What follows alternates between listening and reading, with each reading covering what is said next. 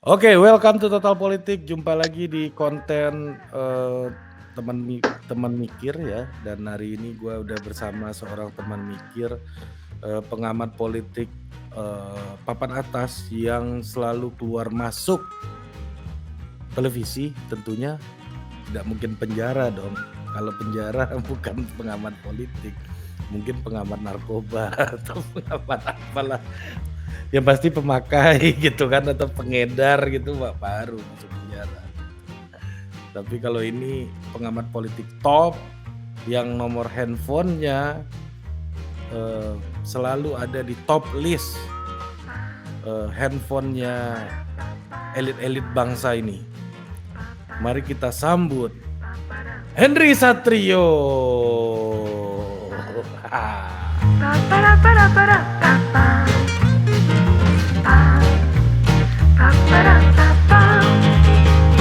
Apa kabar nih? Baik. Lu kayaknya Alhamdulillah, sehat. tampak makin ceria nih Ini sekarang. luar biasa ya.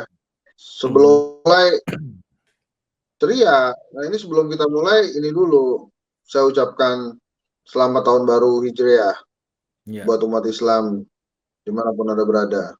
1443 Hijriah ya. Ini di luar Gitu dong. Semoga kita semua di luar diskusi kita gimana, Ri? kenapa harus buat umat Islam aja? Kalau yang lain ngerayain nggak boleh? Oh boleh. Tahu gue takut salah sih sebetulnya. Makanya gue bilang ini aja lah, selamat tahun baru Islam ya. Semoga kita sehat, sejahtera, berkah gitu ya. Ya. Aduh, hari ini baru mulai udah bikin gue pusing loh. Kita nggak tahu ya. Gue nggak tahu ya. Kok sekarang itu jadi matters ya? Dulu tuh kita asik-asik aja gitu ya, selamat tahun baru Islam ya gitu. Terus habis itu udah gitu. Iya. Sekarang tuh ada rasa-rasa ketakutan juga. Iya, Ada rasa deg-degan ya. Iya, kenapa itu? Kan Anda pegang data, harusnya Anda bisa jelaskan nih Pak Ensat. Gue nggak ngerti juga. Itu bukan masalah data, itu masalah persepsi aja, persepsi dari kita semua, dari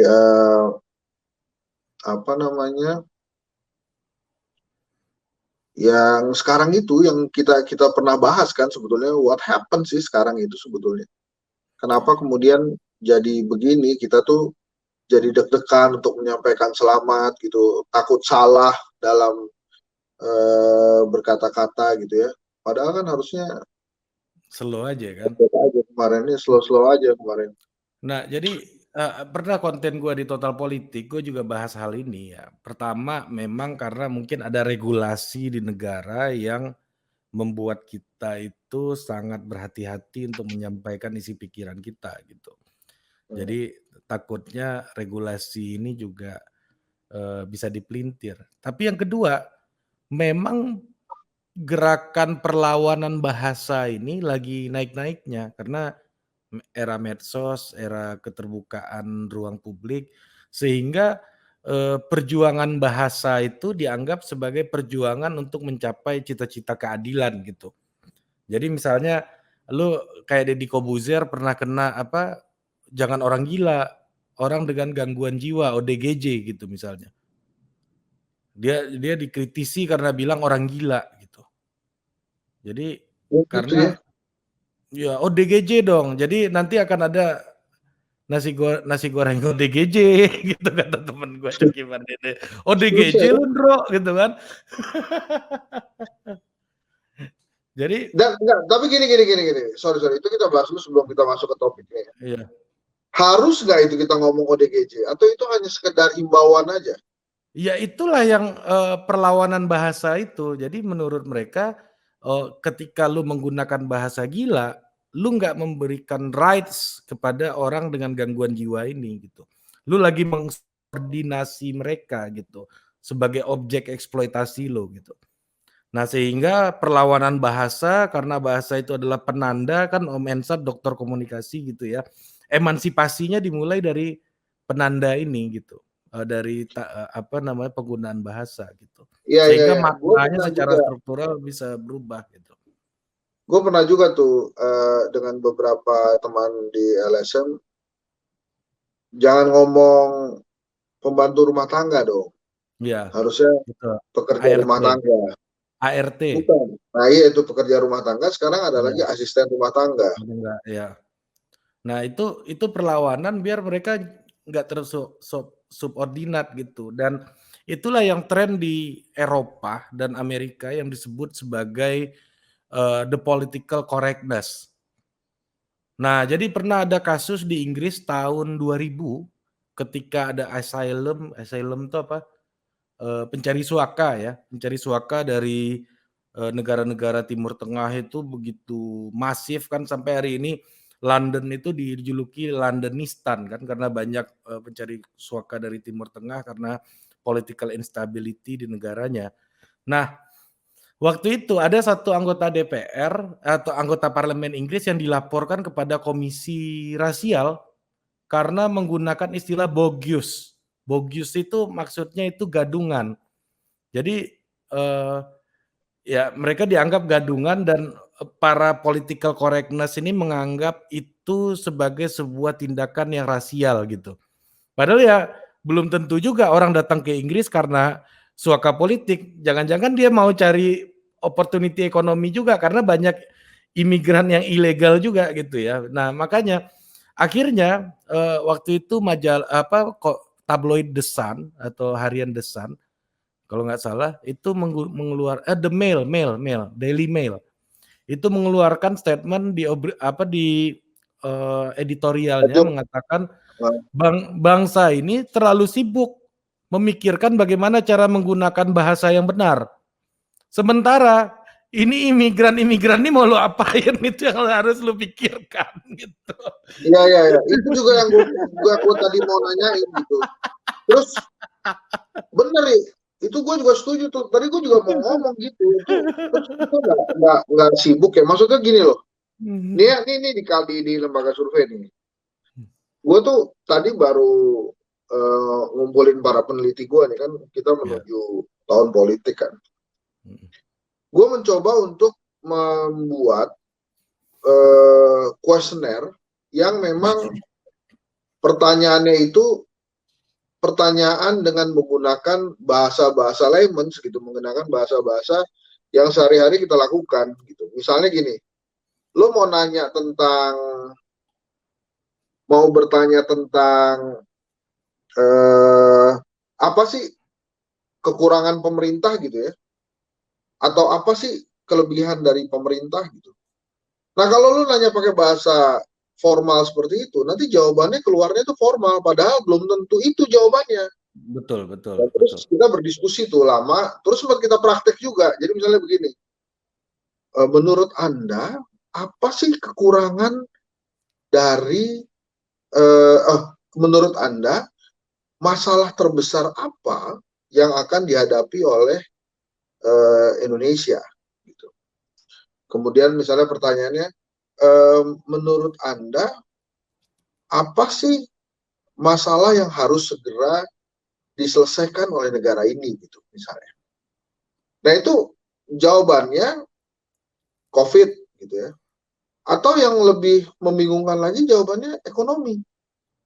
Masalah terbesar bangsa ini ekonomi. Nah, terus kita change pertanyaannya ini dalam FGD. Menurut lo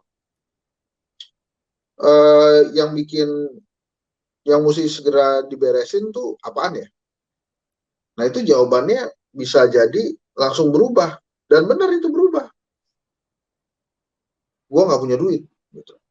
Jadi maksudnya permasalahan ekonomi itu, kalau kita tanya dengan bahasa-bahasa Iya yang iya iya, sederhana, betul betul itu betul. hasilnya bisa, gue nggak punya duit, gue nggak punya Iya, kerjaan, betul keluarga gue betul. nggak bisa makan, kayak gitu-gitu. Makanya Ya, akhirnya terus kita coba ubah tuh.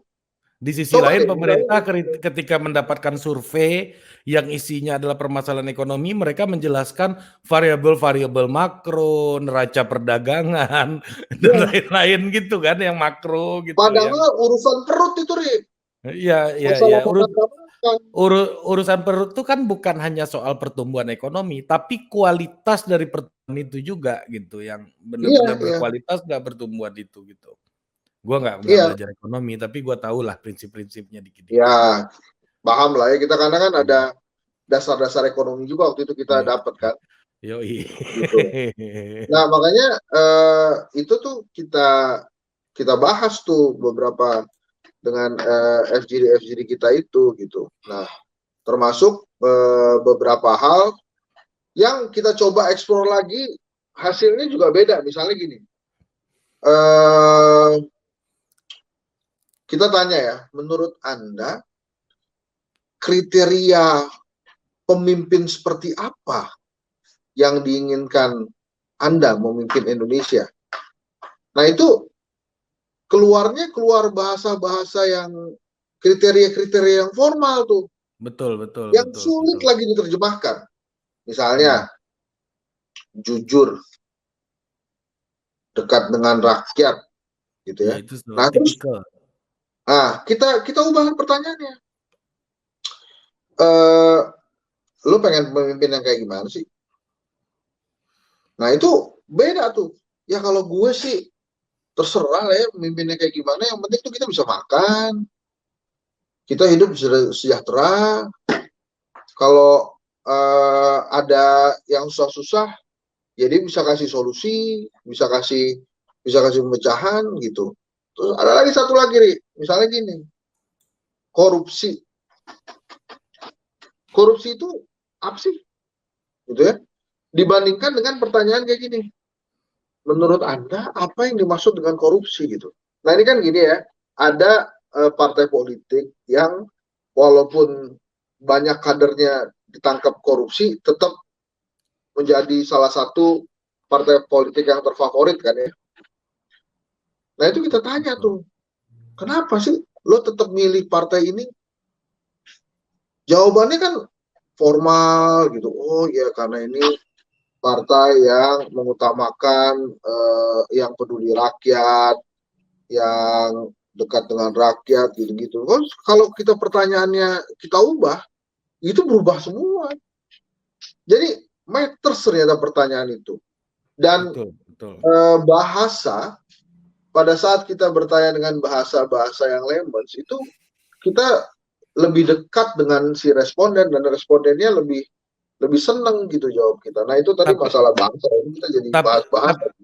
tapi kan ini persoalannya ketika lu melakukan survei, ya perspektifnya itu kan positivistik gitu.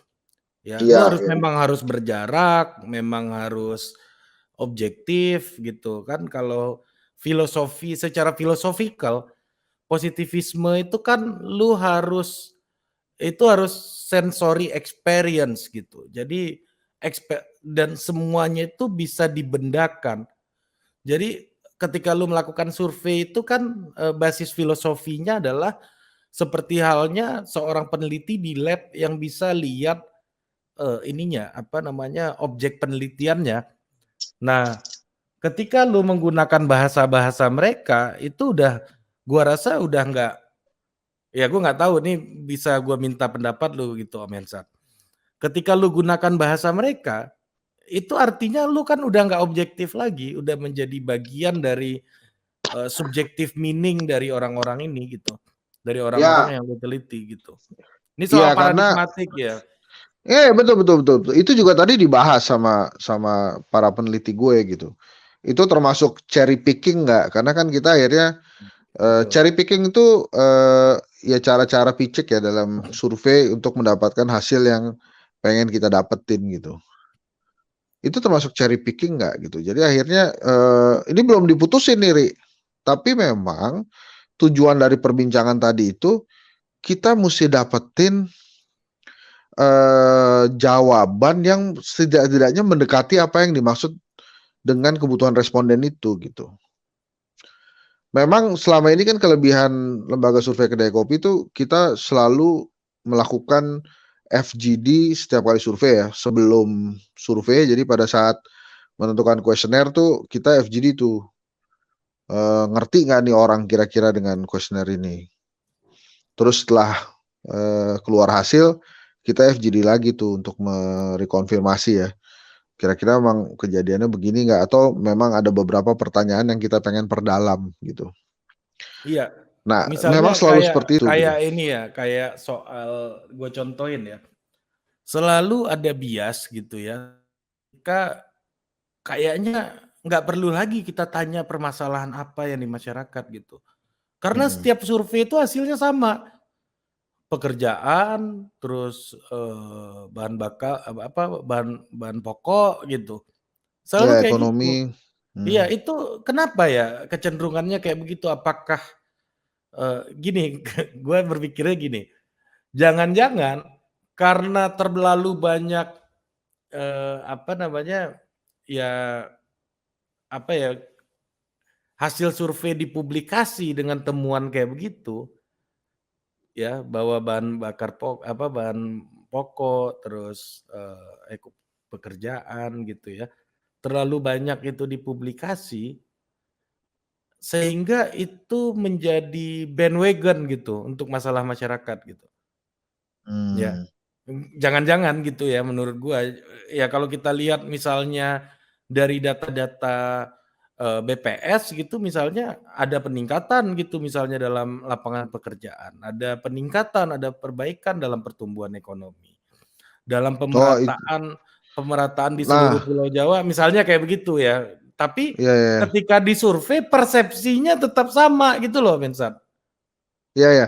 Nah itu sebetulnya bahasanya macam-macam, Ri, kayak misalnya yang 7,07% ini yang kata BPS naik itu, terus kemudian para orang-orang keuangan pemerintah seneng banget, tapi ternyata Pak Jokowi nggak mau bertindak gegabah tuh sampai hari ini kalau gua nggak salah nggak di-tweet tuh sama dia, apa yang 7,07% itu, karena kan itu sebetulnya ekonomi tumbuh 7,07%. Kalau nggak salah ya Dari 0,07% ya. dari kuarter yang sama di tahun sebelumnya, di Nah, kuartal makanya ekonomi tumbuh 7,07% itu bukan berarti pertumbuhan ekonomi kita 7,07%. enggak, kalau agregat cuma 3, Kalau sekian lah. enggak lah, 7,07 dikurang 5, berapa gitu, kan itu -5 kan, Iya iya iya iya, -5 mereka. intinya Jadi nggak nyampe 5, targetnya 5 kok. ya hasilnya itu kalau gua nggak salah bahkan di bawah 2 kok, itu. Mhm. Nah tapi ya itu yang terjadi. Nah gitulah kira-kira nih kalau kita bahas survei, sebetulnya ini kan karena kedai kopi itu kan kelompok diskusi dan kajian opini publik ya. Makanya kita tuh pengen selalu mendapatkan hasil yang bukan mitu gitu, Ri. Oke oke. Ini, hari Jumat, Ri, kita kerjasama sama Good News from Indonesia itu akan keluarkan indeks optimisme pemuda Indonesia 2021. Nah itu nanti Iya. lo gue bocorin besok, kira-kira bagaimana pemuda Indonesia melihat masalah korupsi, pendidikan, kesehatan, bahkan pemerintahan saat ini, Iya gitu iya. kan. Banyak Mhm. yang pede kan tuh ya. Nah ini Mhm. besok kita keluarin indeksnya. Dan, biasanya kan, wah ini kalau yang ngeluarin kedai kopi pasti ngeritik nih, makanya kita kerjasama dengan Good News from Indonesia. Yang Dan itu ternyata news-nya nggak good-good banget yang buat kali ini kayaknya. ya, nah itu rencananya Good News from Indonesia itu ngundang Pak Erick Thohir tuh jadi Mhm. salah satu apa ya, keynote speaker apa, nanti sih yang Iya. nyampein Kunto sih, gua nggak nyampein. Tapi kita kita tuh pengen gitu menghasilkan hal-hal yang, nggak me too gitu. Jadi kita musti duluan dan beda, bukan gaya-gayaan, tapi memang kita pengen ngasih informasi-informasi yang seperti itu gitu. Kayak misalnya kita baru selesai, survei tentang salah satu lembaga tinggi negara ya. Nah, itu kenapa lembaga tinggi negara itu yang kita survei gitu, karena beberapa case itu adanya di lembaga ini gitu. Jadi nggak mau, apa ya terserahlah kalau orang-orang mau elektabilitas presiden mau, tapi kita fokus kok, nih permasalahannya sekarang apa. Pemuda banyak yang resah, karena kan sebelumnya kan kita, ngobrol sama BEM tuh ya, Mmm. banyak keresahan-keresahan dan keresahan-keresahannya itu valid juga dan salah satunya lu bayangin aja ada mahasiswa mengatakan bahwa yang dibutuhkan itu adalah sekarang pemimpin yang memiliki keteladanan. Kan nabok pakpok-pakpok tuh, gitu. Sementara yang Emang kejadian yang di politik Pak Jokowi nggak bisa diteladani, lu kenapa? Nggak kritis juga Bisa. lu sama mahasiswa ini gue lihat. Enggak, kan saya tanya juga, maksudnya apa? Gitu Hmm. kan. Dia jelasin sih macam-macam, kalau nggak salah waktu itu ya kan lagi PPKM, takutnya belusukan juga gitu kan, gitu gitu-gitulah. Nah, panjang lah itu sih, para mahasiswa itu kan selalu punya jawaban untuk itu gitu. Hmm. Karena ya misalnya tadi ya, kalau kita mau ngikutin tren juga kan mungkin baliho. Waktu itu kita surveinya tuh tentang masalah PPNBM. Sebenarnya PPNBM tuh ngaruh nggak sih? Kan yang tumbuh 7% ini kan salah satu indikator yang dipakai kan PPNBM kan. Ternyata yang beli mobil sama motor ada PPNBM itu ya orangnya itu aja, bukan Henry Satrio dan Ari Putra juga Ya, gitu. makanya ini soal the quality ya, tapi ada klaim juga bahwa ada kenaikan di setiap pulau katanya. Iya, tapi yang beli orangnya sama itu aja, Ri. Iya, enggak, maksud Jadi gua ada artinya, pertumbuhan yang konsisten di setiap pulau, nggak hanya di Jawa gitu.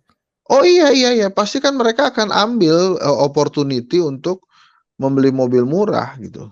Tapi apakah kemudian yang membeli mobil murah atau motor murah dengan pajak yang murah itu kan, itu bisa dilakukan oleh banyak orang atau banyak rakyat kan enggak juga.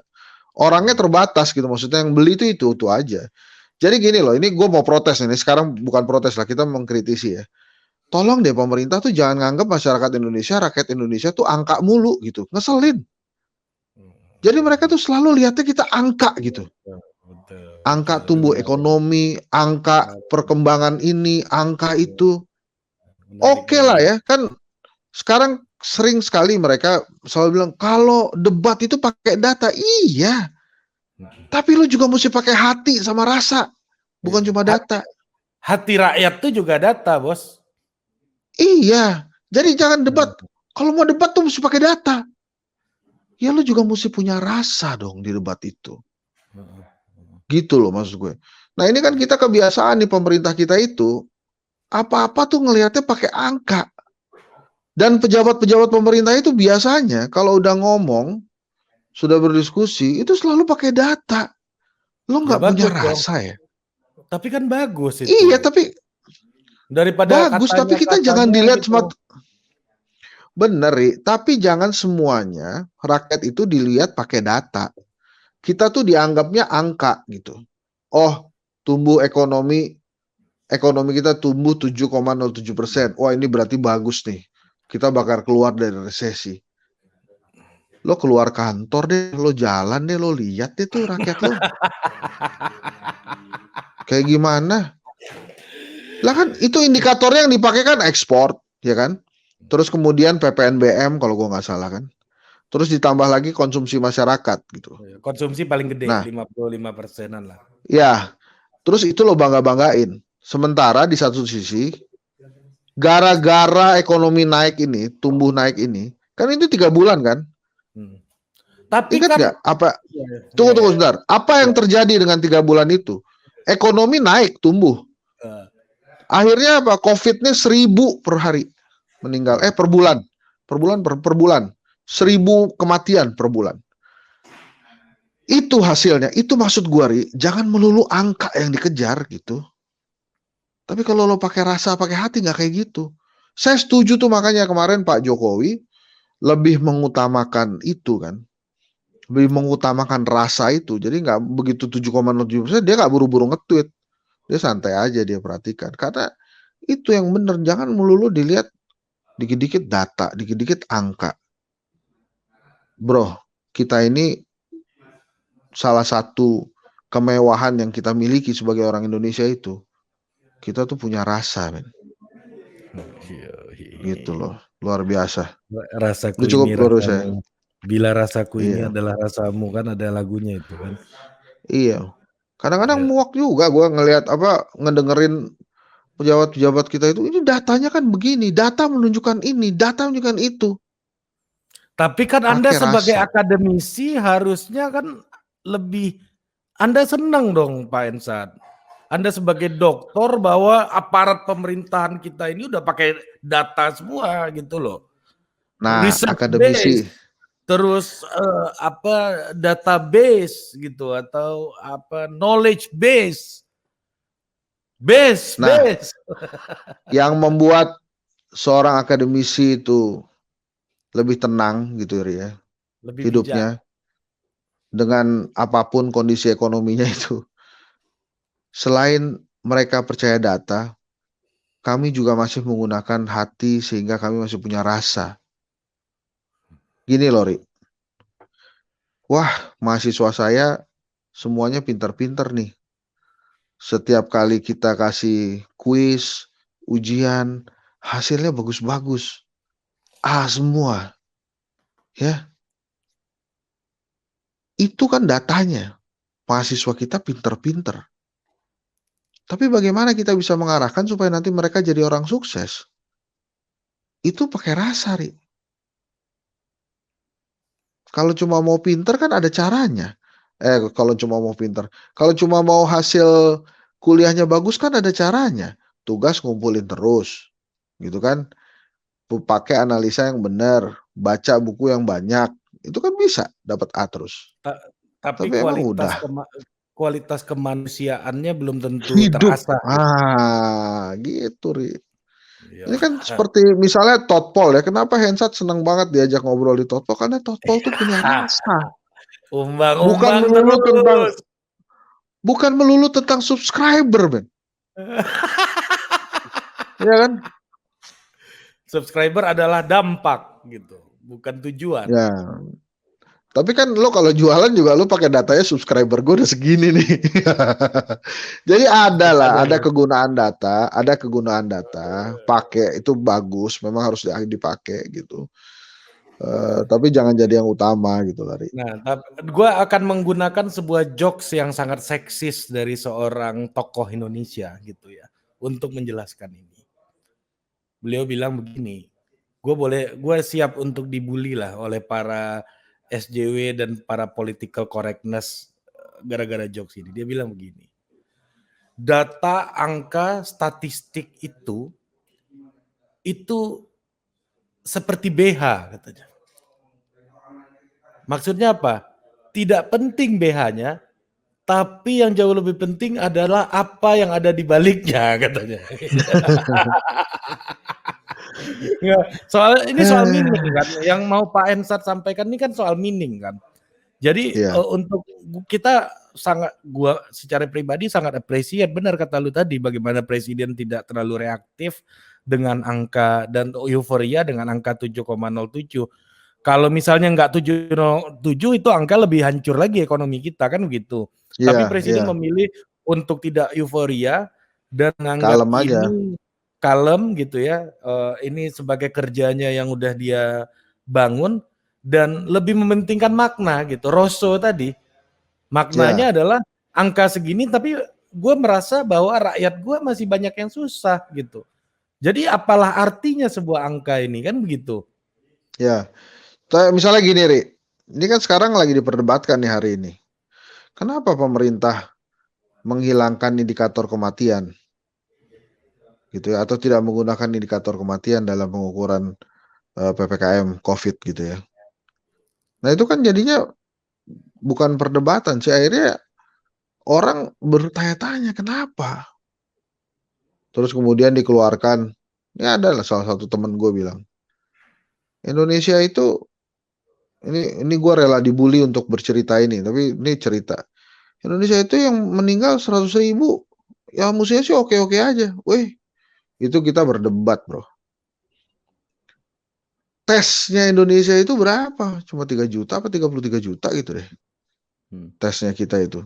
Yang meninggal 100.000. Nggak bisa dibandingin sama yang negara-negara lain gitu. Yang tesnya udah banyak banget sehingga ya memang meninggalnya juga ketemunya karena COVID ya banyak juga. Ya. Makanya gue sangat kritikal dengan pendekatan statistik dalam hal ini karena satu nyawa itu human rights gitu. Bukan soal berapa angkanya, tapi apapun itu kalau itu urusan nyawa itu nggak bisa lu percentage gitu, nggak bisa lu kuantifisir ini menurun, ini cuma segini, ini kita lebih baik. No, satu nyawa itu harganya sama kayak 1 juta nyawa, bos. gitu. Ya, cocok. Gue setuju itu. Jadi jangan salah, data itu penting. Dan data itu harus ada. Kita juga harus percaya data. Tapi sebagai manusia, kita juga perlu menggunakan rasa kita dalam melihat data-data itu. Kita perlu menggunakan rasa dalam mencari data-data itu. Dan yang paling penting, pada saat membaca data, jangan lupa, ingat selalu bahwa kita ini manusia. Gitu. Jadi pakai rasa. Jadi intinya rasa lah. Kalau kita punya rasa, insya Allah deh. Insya Allah. Oke. Kita lanjut ke segmen selanjutnya.